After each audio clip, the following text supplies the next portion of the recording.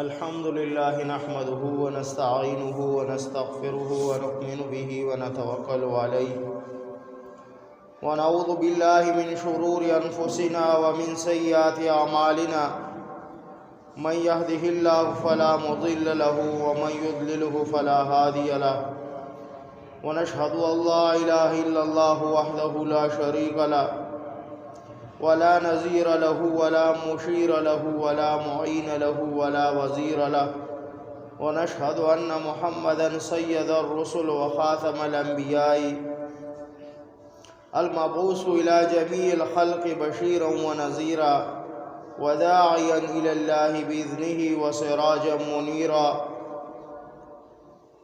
وقال تبارك وتعالى في القرآن المجيد والفرقان الحميد: إنا أعطيناك الكوثر فصل لربك وانحر إن شانئك هو الأبتر. وقال النبي صلى الله عليه وآله وسلم: بعثت مقارم الأخلاق، أو كما قال عليه الصلاة والسلام: إن الله وملائكته يصلون على النبي يا أيها الذين آمنوا صلوا عليه وسلموا تسليما. اللهم صل على محمد النبي الأمي وعلى آله وسلم تسليما كثيرا كثيرا. اما بعد، اے جنت تجھ میں حور و قصور رہتے ہیں، میں نے مانا ضرور رہتے ہیں، پر میرے دل کا طواف کر اے جنت کہ میرے دل میں حضور رہتے ہیں. حضور آئے تو سر یا فری اشقا گئی دنیا، اندھیروں سے نکل کر روشنی میں آ گئی دنیا. ستے چہروں کا زنگ اترا، بجھے چہروں پہ نور آیا. حضور آئے تو انسانوں کو جینے کا شعور آیا. میرے واجب الاحترام بزرگوں اور ساتھیوں، آج سیرت طیبہ کا چوتھا عنوان آپ کے سامنے سورہ کوثر کی تلاوت کی گئی. میرے دوستو، حضور نبی کریم صلی اللہ علیہ وآلہ وسلم کے ذکر سے بہتر کسی کا ذکر نہیں. ایک بات ذہن میں رکھیں، جس جگہ حضور نبی کریم صلی اللہ علیہ وآلہ وسلم کا ذکر ہو رہا ہے، وہاں اللہ کی رحمتیں نازل ہوتی ہیں. اور جب حضور نبی کریم صلی اللہ علیہ وآلہ وسلم کا ذکر آپ سنیں، یعنی حضور نبی کریم صلی اللہ علیہ وآلہ وسلم کا نام نامی اس میں گرامی آئے، تو ضرور کہیں صلی اللہ علیہ وآلہ وسلم. اور جب حضور نبی کریم صلی اللہ علیہ وآلہ وسلم کی صفت سمجھ میں آ جائے تو سبحان اللہ کہیں. جیسے اچھی چیز دیکھے انسان تو اسے ماشاء اللہ کہنا چاہیے. جب کسی بزرگ کا نام سنے تو رحمت اللہ علیہ کہے یا رحمہ اللہ کہے. جب کسی صحابی کا نام سنے تو رضی اللہ تعالیٰ عنہ کہے. جب حضور نبی کریم صلی اللہ علیہ وآلہ وسلم کا نام نامی اس میں گرامی سنے تو صلی اللہ علیہ وآلہ وسلم کہے. میرے بھائیو، یہ اہل سنت کا طریقہ ہے. حضور نبی کریم صلی اللہ علیہ وآلہ وسلم کی جہاں بھی سیرت طیبہ کا بیان ہو، وہاں اللہ جل جلالہ کی رحمت نازل ہوتی ہے. میرے بھائیو، پیغمبر کی سیرت کے بڑے پہلو ہیں. میں یہ چاہتا ہوں کہ آج سورہ کوثر سے آپ کے سامنے ایک پہلو پیش کروں، آپ کے سامنے ذکر کروں. یعنی اگر ایک موضوع انسان بنائے کہ پیغمبر کب آئے تو یہ سیرت کا علیحدہ موضوع ہے. پیغمبر آئے یہ علیحدہ موضوع ہے، پیغمبر کیا کرنے آئے یہ علیحدہ موضوع ہے، پیغمبر پہاڑ پر چڑھے یہ علیحدہ موضوع ہے، پیغمبر کی اولاد کتنی تھی یہ علیحدہ موضوع ہے، پیغمبر کا مکہ کیسا تھا یہ علیحدہ موضوع ہے، پیغمبر کا مدینہ کیسا تھا یہ علیحدہ موضوع ہے، پیغمبر کا پسینہ کیسا تھا یہ علیحدہ موضوع ہے، پیغمبر کا حسن کیسا تھا یہ علیحدہ موضوع ہے، پیغمبر کے والدین کیسے تھے یہ علیحدہ موضوع ہے۔ میرے دوستو، پیغمبر کے دوست کیسے تھے یہ علیحدہ موضوع ہے، پیغمبر دنیا میں کتنی دیر رہے یہ علیحدہ موضوع ہے، پیغمبر بازار میں پھرے یہ علیحدہ موضوع ہے۔ ہر ایک چیز کے علیحدہ علیحدہ موضوع ہیں، لیکن آج آپ کے سامنے میں نے سورہ کوثر کے متعلق بات کرنی ہے۔ میرے دوستو، قرآن عظیم الشان نے کہا اِنَّا أَعْطَيْنَاكَ الْكَوْثَرَ، یہ چھوٹی سی سورت ہے، آپ نماز میں بھی پڑھتے رہتے ہیں، ہر آدمی کو یاد ہے، لیکن اس کے معنی پر ہم نے آج تک غور نہیں کیا۔ اِنَّا أَعْطَيْنَاكَ الْكَوْثَرَ کا معنی کیا ہے، یہ سورت کب اتری؟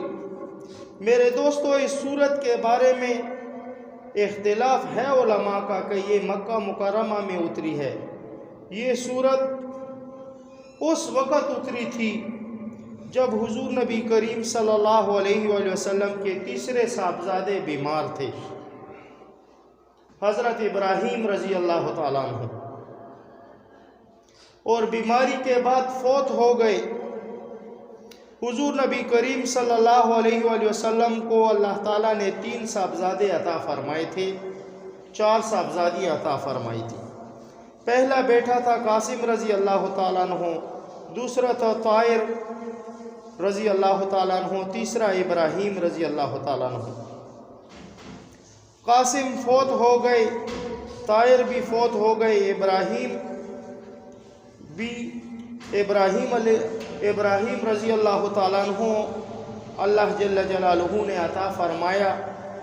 جب ابراہیم رضی اللہ تعالیٰ عنہ چرنے پھرنے لگا اور پیغمبر صلی اللہ علیہ وآلہ وسلم کے ساتھ گھوڑے پر سوار ہونے لگا تو وہ بھی بیمار ہو گیا، اور جب ابراہیم رضی اللہ تعالیٰ عنہ بیمار ہو گیا تو مکے کے مشرکوں نے، مکے کے چودھریوں نے، مکے کے سرداروں نے دارالندوہ میں میٹنگ بلائی، اور انہوں نے کہا کہ یہ محمد صلی اللہ علیہ وآلہ وسلم، اس کا دین مٹ جائے گا نعوذ باللہ، اس کا نام مٹ جائے گا نعوذ باللہ، اس لیے کہ اس سے پہلے اس کے 2 بیٹے چلے گئے، اب اس کا تیسرا بیٹا بیمار ہے، جب محمد صلی اللہ علیہ وآلہ وسلم چلے جائیں گے تو اس کی اولاد بھی نعوذ باللہ باقی نہیں رہے گی، اس کا نام بھی باقی نہیں رہے گا، اس کی شریعت بھی باقی نہیں رہے گی۔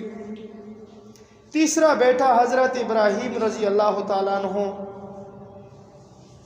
پیغمبر علیہ الصلوۃ والسلام کی جولی میں ہے اور بیمار ہے۔ نبی کریم صلی اللہ علیہ وآلہ وسلم نے بیٹے ابراہیم کو دیکھا کہ تڑپ رہا ہے، حضور نبی کریم صلی اللہ علیہ وآلہ وسلم نے رو کر فرمایا یا ابراہیم، اے میرے بچے ابراہیم، ہم تیرے فراق میں بڑے پریشان ہیں، وہ میرا اللہ قادر مطلق ہے اور جو تو ہی ہے۔ اپنے رب سے مخاطب ہو کر فرمایا کہ تو نے ابو جہل کو بیٹے دے دیے، عتبہ کو بڑی اولاد دے دی، شیبہ کو بڑی اولاد دے دی، لیکن یہ ساری دنیا کا پیغمبر ہے، یہ ساری انسانیت کا پیغمبر ہے، اس کو 4 بیٹیاں دے دی اور 3 بیٹے دے دیے، پہلے ایک اٹھا لیا، پھر دوسرا، پھر تیسرا۔ میرے بھائیوں، جب تیسرے بیٹے کی وفات کی خبر مکہ میں آئی تو حضور نبی کریم صلی اللہ علیہ وآلہ وسلم رو رہے ہیں، صحابہ کرام رضوان اللہ تعالی علیہم اجمعین پر قیامت ٹوٹ پڑی ہے۔ ابو جہل اپنے گھر میں خوش ہو رہا ہے، خوش ہو کر کہتا ہے دیکھو نعوذ باللہ محمد کا تیسرا بیٹا بھی چلا گیا، اب دیکھو اب اس کا نام نہیں رہے گا، اب اس کی بات نہیں رہے گی، نعوذ باللہ اب اس کی اولاد نہیں رہے گی، اب اس کا نعوذ باللہ دین نہیں رہے گا۔ میرے دوستو، حضور نبی کریم صلی اللہ علیہ وآلہ وسلم جب پریشان ہوئے اور حضور نبی کریم صلی اللہ علیہ وآلہ وسلم کی آنکھوں سے جب آنسوؤں کے قطرے آئے تو عرش والا خدا عرش پر اپنے پیغمبر کو دیکھتا ہے، اور میں قربان جاؤں اس نبی کی شان پر جو پریشان ہوتا ہے تو عرش کا خدا اس کو تسلی دیتا ہے، میرا رب عرش پر اسے تسلی دیتا ہے۔ میرے دوستو، پیغمبر کے تیسرے بیٹے کی وفات پر مدینہ میں پریشانی ہے۔ اس پریشانی کو اللہ جل جلالہ نے دیکھا کہ میرا نبی پریشان ہے، اسی وقت یہ قرآن کی چھوٹی صورت نازل فرمائی، اِنَّا أَعْطَيْنَاكَ الْكَوْثَرَ، یہ اس کا شان نزول ہے۔ میرے بھائیوں، صورت کیا ہے؟ چھوٹی سی لگتی ہے، بلکہ یہ ایک بہت بڑا سمندر ہے، ایک بڑا خزینہ ہے، ایک بڑا گنجینہ ہے، اور ایک معرفت کا عجیب بحر و بے قرار ہے۔ قرآن نے فرمایا اِنَّا أَعْطَيْنَاكَ الْكَوْثَرَ، اے میرے پیغمبر صلی اللہ علیہ وآلہ وسلم، میں نے تجھے کوثر دے دی۔ اس کو مفسرین نے 29 معنوں میں لکھا ہے، 29 معنی اس کے مفسرین نے لکھے ہیں، 29 معنی۔ کوثر کا معنی پیغمبر کا حوض کوثر، کوثر کا معنی پیغمبر کی ختم نبوت، کوثر کا معنی پیغمبر کا قرآن، کوثر کا معنی پیغمبر کا اعجاز، کوثر کا معنی پیغمبر کی جامعیت، کوثر کا معنی پیغمبر کی رسالت، کوثر کا معنی پیغمبر کی قیادت، کوثر کا معنی پیغمبر کی عظمت، کوثر کا معنی پیغمبر کی سرداری، کوثر کا معنی ہر جگہ مسجد بنانے کی اجازت، کوثر کا معنی ساری کائنات کی پیغمبری، اور اے پیغمبر ہم نے تجھ کو کوثر دے دی۔ قرآن کہتا ہے اِنَّا أَعْطَيْنَاكَ الْكَوْثَرَ۔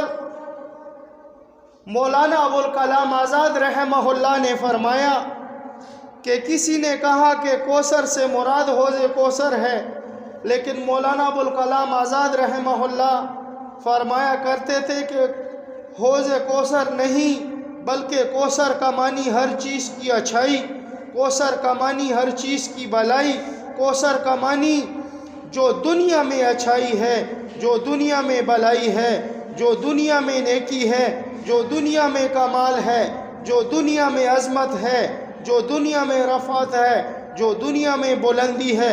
اے میرے پیغمبر، میں نے پوری دنیا کی اچھائیاں اور نیکیاں تیری جولی میں ڈال دی۔ یہی ہے کوثر کا معنی، اِنَّا أَعْطَيْنَاكَ الْكَوْثَرَ۔ میرے دوستو،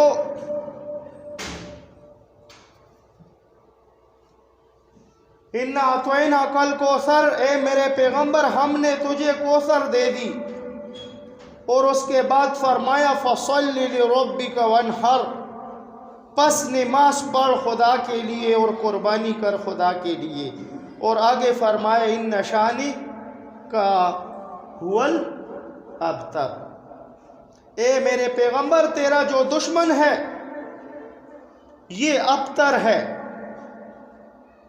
عربی زبان میں ابتر اس کو کہتے ہیں جس کی کوئی اولاد نہ ہو، جس کی کوئی اولاد نہ ہو۔ ابتر عربی زبان میں کسے کہتے ہیں؟ جس کی کوئی اولاد نہ ہو۔ ابو جہل لعین کہنے لگا نعوذ باللہ ثم نعوذ باللہ کہ یہ ابتر ہے، تو میرے رب نے یہاں فرمایا کہ میرے محبوب ابتر تم نہیں ہو، ابتر تو ابو جہل ہے، ابو جہل کی اولاد ہے، ابو جہل کے بیٹے ہیں، ابو جہل کی بیٹیاں ہیں، ابتر تو شیبہ ہے، ابتر تو عتبہ ہے۔ فرمایا ابو جہل تو اس دنیا تک ہے، کوئی قیامت تک ایسا نہیں آئے گا جو اپنے بیٹے پر ابو جہل نام رکھے۔ کوئی ہے روئے زمین پر جو اپنے بیٹے پر ابو جہل نام رکھے؟ ہے کوئی؟ کوئی ہے جو اپنے بیٹے پر شیبہ نام رکھے؟ کوئی ہے جو اپنے بیٹے پر یزید نام رکھے؟ ہے کوئی کائنات میں؟ یزیدی بھی اپنے بیٹے پر یزید کا نام نہیں رکھتے۔ پاکستان میں بھی جو یزیدی ہے وہ بھی اپنے بیٹوں پر یزید کا نام نہیں رکھتے۔ کسی نے رکھا ہے آج تک؟ لیکن میرے رب نے فرمایا اے میرے محبوب، تمہاری اولاد قیامت تک آئے گی، تمہاری اولاد قیامت تک آئے گی، جو قرآن پڑھنے والا ہوگا، مفسر ہوگا، وہ کہے گا، اس سے پوچھا جائے گا تیرا باپ کون؟ تو کہے گا نہیں، نبی آخر الزمان صلی اللہ علیہ وآلہ وسلم۔ جو فقیہ ہوگا تیرا بیٹا ہوگا، جو محدث ہوگا تیرا بیٹا ہوگا، جو عالم ہوگا وہ تیرا بیٹا ہوگا، جو ولی ہوگا وہ تیرا بیٹا ہوگا، جو ابدال ہوگا وہ تیرا بیٹا ہوگا، جو غوث ہوگا وہ تیرا بیٹا ہوگا۔ قیامت تک آنے والے علماء، قیامت تک آنے والے فقہا، قیامت تک آنے والے محدثین، میرے محبوب یہ تیری روحانی اولاد ہوں گے۔ اور آقا علیہ الصلوۃ والسلام نے فرمایا العلماء ورثۃ الانبیاء، یہ علماء میرے وارث ہیں، یہ میری روحانی اولاد ہے۔ میرے رب نے فرمایا مشرق سے مغرب تک تیری اولاد ہوگی میرے محبوب، شمال سے جنوب تک تیری اولاد ہوگی میرے محبوب، عرب سے لے کر عجم تک تیری اولاد ہوگی میرے محبوب۔ لیکن ابتر ہوگا تو ابو جہل۔ ابتر کون ہوگا؟ ابو جہل ہوگا۔ ابو جہل، کوئی کہتے ہیں کہ ابو جہل میرا باپ ہے یا دادا ہے؟ کوئی قیامت تک کہے گا آنے والوں میں سے؟ اسی وجہ سے میرے رب نے فرمایا ابتر کون ہے؟ ابو جہل ہے، جس کی کوئی اولاد نہیں۔ آقا علیہ الصلوۃ والسلام کی اولاد تو تا قیامت تک آئے گی۔ فقیہ کون ہے؟ آقا علیہ الصلوۃ والسلام کی روحانی اولاد۔ مفسرین کون ہیں؟ آقا علیہ الصلوۃ والسلام کی روحانی اولاد۔ محدثین کون ہیں؟ آقا علیہ الصلوۃ والسلام کی روحانی اولاد۔ علماء کون ہیں؟ آقا علیہ الصلوۃ والسلام کی روحانی اولاد۔ علماء کون ہیں؟ آقا علیہ الصلوۃ والسلام کی روحانی اولاد۔ میرے دوستو، کوئی قیامت تک ایسا نہیں آئے گا جو کہے کہ میرا دادا ابو جہل تھا یا میرا باپ ابو جہل تھا، یا کہے کہ میرا بیٹا ابو جہل۔ اسی وجہ سے قرآن نے فرمایا ابتر کا لفظ، ابتر عربی میں اس کو کہتے ہیں جس کی کوئی اولاد نہ ہو، لیکن یہاں سے مراد کون ہے؟ ابو جہل لعین ہے، اس کی اولاد قیامت تک کوئی بھی نہیں ہوگی، اس کی اولاد قیامت تک کوئی بھی نہیں ہوگی۔ آقا علیہ الصلوۃ والسلام کی اولاد مشرق سے مغرب تک، شمال سے جنوب تک، زمین سے لے کر سمندروں تک، جزائر تک نبی کی اولاد ہوگی صلی اللہ علیہ وآلہ وسلم۔ اور ختم ہو جائے گا تو نام کس کا ہوگا؟ ابو جہل کا۔ اور اللہ کے محبوب کے بارے میں میرے رب نے فرمایا ہے کہ میرے محبوب یہ کائنات کا نظام چلے گا تو پہلے تیرا نام ہوگا۔ اور صرف اس دنیا تک محدود نہیں بلکہ ہر انسان جائے گا، تو قبر کے سوال جواب میں اگر تیرا نام اسے یاد نہ ہو تو کامیاب نہ ہوگا۔ قبر کے سوال جواب میں بھی میرے محبوب سے صرف قبر تک ہی ختم نہیں بلکہ حشر کے میدان میں بھی جائے گا، تو اپنے آپ کو بچائے گا تو پہلے تیرا نام ہوگا۔ اگر حشر کے میدان سے بچے گا اور جنت میں جائے گا تو پہلے تیرا نام ہوگا۔ میرے دوستو، اس نبی کی شان کیا ہوگی؟ ایک مرتبہ حضرت ابو ہریرہ رضی اللہ تعالیٰ عنہ اپنی والدہ کے لیے آقا علیہ الصلوۃ والسلام سے فرما رہے ہیں کہ اللہ کے محبوب میرے ماں باپ آپ پہ قربان، میری ماں کے لیے دعا کریں، میری ماں کے لیے دعا کریں۔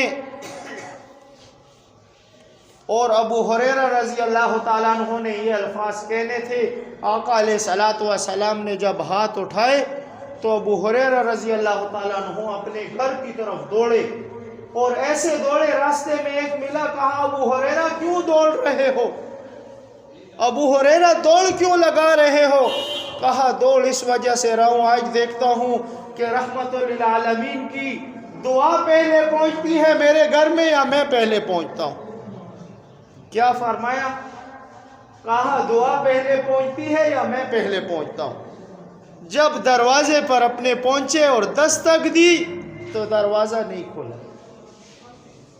تھوڑی دیر کے بعد جب دروازہ کھلا، ابو ہریرہ رضی اللہ تعالیٰ عنہ اپنی والدہ سے کہہ رہے ہیں، اماں جان دروازہ کیوں نہیں کھولا، دیر سے کیوں کھولا؟ کہا بیٹا بس غسل ہی تو کر رہی تھی۔ اور کہا ابو ہریرہ گھر میں داخل مت ہو بلکہ مجھے سیدھا لے جا محمد الرسول اللہ صلی اللہ علیہ وآلہ وسلم کے پاس، سیدھا مجھے لے جا محمد الرسول اللہ صلی اللہ علیہ وآلہ وسلم کے پاس۔ اور جب آئی تو حضور نبی کریم صلی اللہ علیہ وآلہ وسلم کے چہرے انور کو دیکھا اور لا الہ الا اللہ محمد الرسول اللہ صلی اللہ علیہ وآلہ وسلم۔ ابھی ابو ہریرہ پہنچے نہیں اور حضور کی دعا پہلے پہنچ گئی۔ یہی ابو ہریرہ ایک ایسے عاشق رسول تھا کہ حدیث کی کتابیں اٹھاؤ، بخاری، مسلم، ابو داؤد، سب سے زیادہ روایات کس سے ہوں گی؟ ابو ہریرہ رضی اللہ تعالیٰ۔ 5000 سے زیادہ حدیثیں، 5000 سے زیادہ حدیثوں کا حافظ، 5000 سے زیادہ حدیثیں جو ابو ہریرہ رضی اللہ تعالیٰ عنہ سے روایت ہیں بخاری، مسلم، ابو داؤد، ترمذی میں۔ وہ ابو ہریرہ 3 دن کا بھوکا اور پیاسا مدینے کی زمین پر پڑا ہوا ہے۔ صدیق اکبر رضی اللہ تعالیٰ عنہ آئے گزر گئے، عمر بن خطاب رضی اللہ تعالیٰ عنہ آئے پاس سے گزر گئے۔ اس میں ایک بہت بڑا نقطہ ہے، غور سے سنو۔ صدیق اکبر رضی اللہ تعالیٰ عنہ آئے پاس سے گزر گئے، عمر بن خطاب رضی اللہ تعالیٰ عنہ آئے پاس سے گزر گئے۔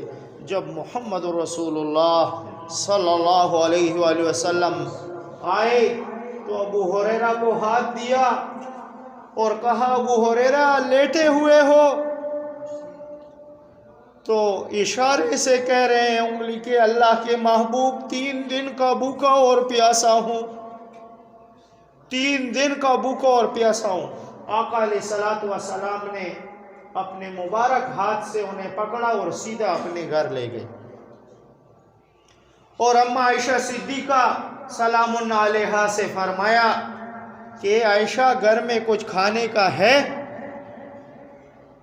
تو اماں عائشہ سلام اللہ علیہا نے فرمایا کہ اللہ کے محبوب میرے ماں باپ آپ پر قربان، گھر میں تو کھانے کا کچھ نہیں ہے لیکن پینے کے لیے ایک دودھ کا پیالہ ہے۔ ابو ہریرہ رضی اللہ تعالیٰ عنہ بڑے خوش ہوئے اور کہا دودھ کا پیالہ تو ہے۔ کہا ابو ہریرہ یہ دودھ کا پیالہ پکڑو یہ دودھ کا پیالہ پکڑو اور جاؤ. صفہ میں 80 طالب علم بیٹھے ہوئے ہیں, انہوں نے 3 دن سے کچھ بھی کھایا نہیں ہے. صفہ میں کتنے طالب علم بیٹھے ہوئے ہیں؟ 80 طالب علم بیٹھے ہوئے ہیں. جاؤ ان طالب علموں کو پہلے یہ دودھ پلاؤ. ابو ہریرہ رضی اللہ تعالیٰ عنہ نے پیالہ پکڑا اور دودھ کی طرف دیکھ رہے اور کیا کہ اللہ کے محبوب کا حکم ہے, اب تو یہ جانا پڑے گا, ایک پیالہ اور 80 بندے, ایک دودھ کا پیالہ اور 80 بندے. ابو ہریرہ رضی اللہ تعالیٰ عنہ سے حضور نبی کریم صلی اللہ علیہ وآلہ وسلم نے فرمایا, ابو ہریرہ جاؤ اور ان قرآن کے طالب علموں کو کہو صفے بنا لے, قطاریں بنا کر بیٹھے, اور جب دودھ کا پیالہ دو تو پہلے بسم اللہ الرحمن الرحیم پڑھنا. ابو ہریرہ رضی اللہ تعالیٰ عنہ فرماتے ہیں کہ جب دودھ کا پیالہ دیا اور بسم اللہ الرحمن الرحیم پڑھا تو 80 طالب علموں نے دودھ پی لیا, لیکن پیالہ ویسے ہی بھرا ہوا ہے. میں آیا آقا علیہ الصلوۃ والسلام کے پاس.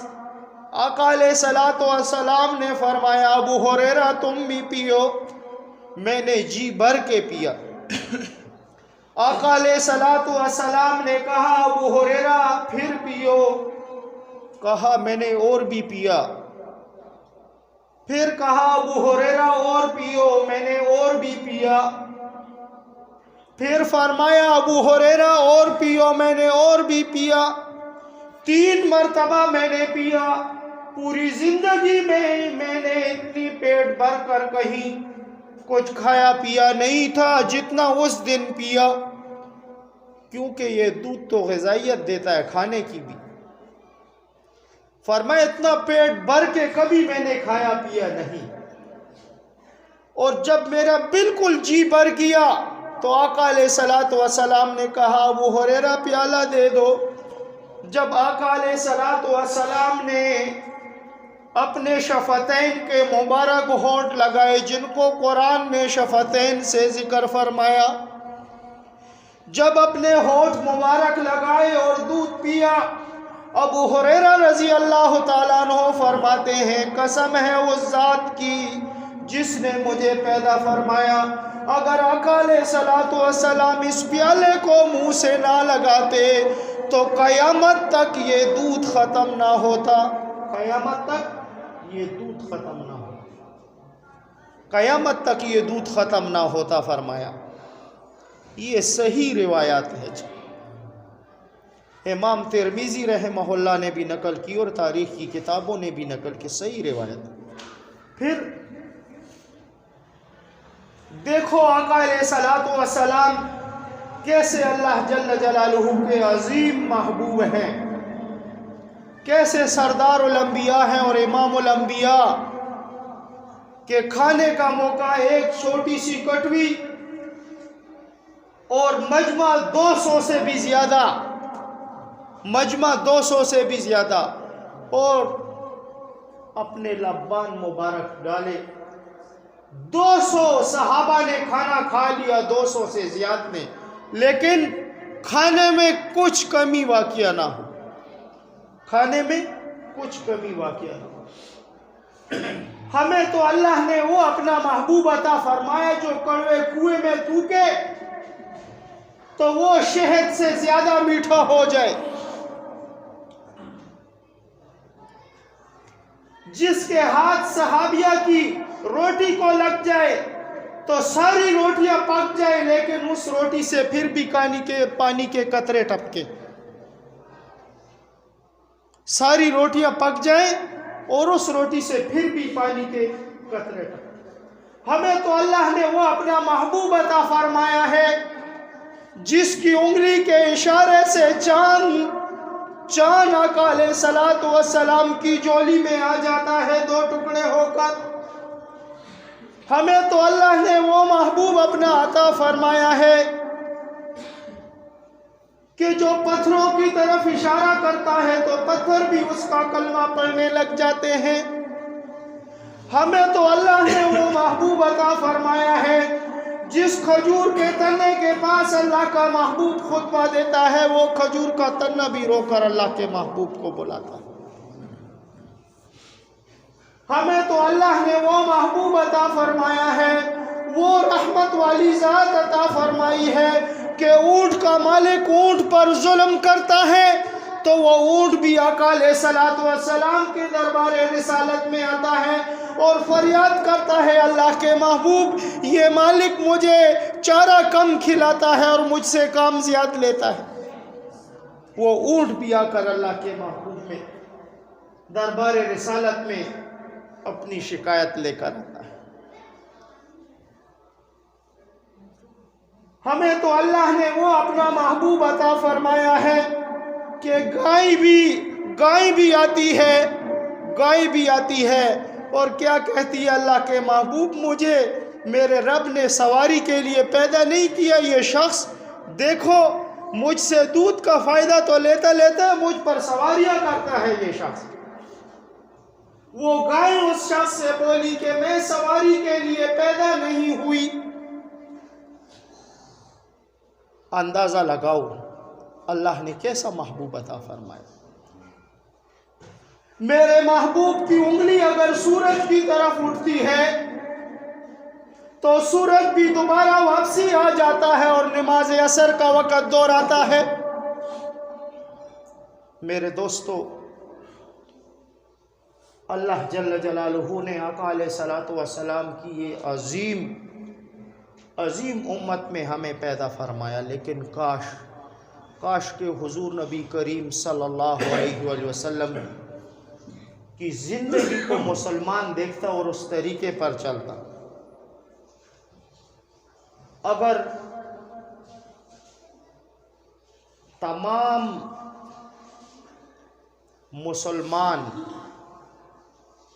اور وہ مسلمان جو آج کل کے حکمران ہیں، خاص طر یا کوئی آفیسر ہیں بڑے بڑے، اگر یہ حضور نبی کریم صلی اللہ علیہ وآلہ وسلم کی اطاعت میں اپنی زندگی گزارتے تو میں کہتا ہوں پاکستان سے امیر ترین ملک دنیا کے اندر دوسرا نہ ہوتا، پاکستان کے اندر سپر پاور ملک دوسرا نہ ہوتا۔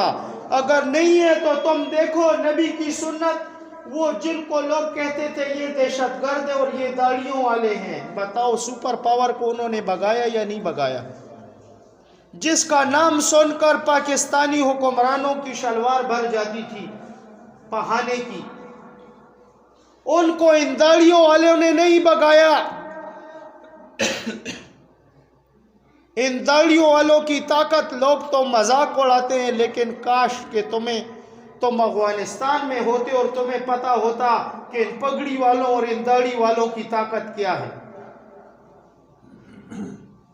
لیکن جو شخص بھی آقا علیہ السلام کی اطاعت میں زندگی گزارے گا اور انک لعلی خلق عظیم کو سمجھے گا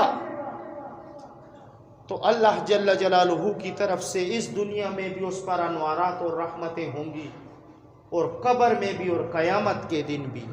قیامت کے دن بھی 14ویں کے چاند کی طرح چمکے گا۔ لیکن جس نے یہود اور نصارہ کے طریقے اپنائے تو یاد رکھو تم کہ قیامت کے دن ہوگا بھی یہود اور نصارہ کے ساتھ، اس کا حشر بھی انہی لوگوں کے ساتھ ہوگا۔ پاکستان کے اندر ہمارے علماء نے ہر چیز پر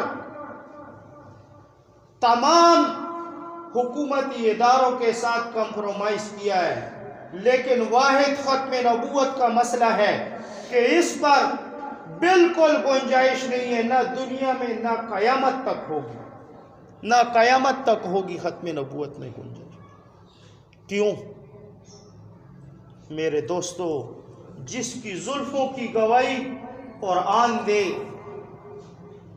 جس کے چہرے کا ذکر قرآن نے کیا والضحیٰ سے، جس پیغمبر کی زلفوں کا ذکر کیا قرآن نے واللیل سے، جس پیغمبر کے ہاتھوں کا ذکر آیا قرآن نے ید اللہ کہا، جس پیغمبر کی آنکھوں کا ذکر آیا ما زاغ البصر قرآن نے فرمایا جس پیغمبر کے سینے کا ذکر آیا قرآن نے الم نشرح لک کہا، جس پیغمبر کے اخلاق کا ذکر آیا قرآن نے انک لعلی خلق عظیم کہا، جس پیغمبر کی چادر کا ذکر آیا قرآن نے یا ایھا المزمل کہا، جس پیغمبر کے کمبل کا ذکر آیا قرآن نے یا ایھا المدثر کہا، جس پیغمبر کے آنے کا ذکر آیا قرآن نے کہا قد جاءکم من اللہ نور و کتاب مبین، جس پیغمبر کی رحمت کا ذکر آیا قرآن نے کہا وما ارسلناک الا رحمۃ للعالمین، جس پیغمبر کی رسالت کا ذکر آیا قرآن نے کہا وما ارسلناک الا کافۃ للناس بشیرا ونذیرا، جس پیغمبر کے دانتوں کا ذکر آیا قرآن نے یاسین کہا، جس پیغمبر کے زمانے کا ذکر آیا قرآن نے والعصر کہا، جس پیغمبر کے شہر کا ذکر آیا قرآن نے کہا لا اقسم، جس پیغمبر کی صفتوں کا ذکر آیا قرآن نے کہا انا ارسلناک شاہدا و مبشرا و نذیرا، جس پیغمبر کی دعوت کا ذکر آیا قرآن نے سراج منیر کہا۔ میرے دوستو، یہ سیرت کا عنوان تو بہت لمبا ہے لیکن وقت ختم ہو چکا ہے، ہماری زندگی بھی ختم ہو جائے گی اور ہمارا نام نشان بھی نہیں رہے گا۔ ہم سے پہلے بھی آئے اور گزر گئے لیکن آقا علیہ الصلوۃ والسلام کی ختم نبوت قیامت تک باقی رہی۔ اے جنت تجھ میں حور و قصور رہتے ہیں، میں نے مانا ضرور رہتے ہیں، پر میرے دل کا طواف کر اے جنت کے میرے دل میں حضور رہتے ہیں۔ سنت ادا کر۔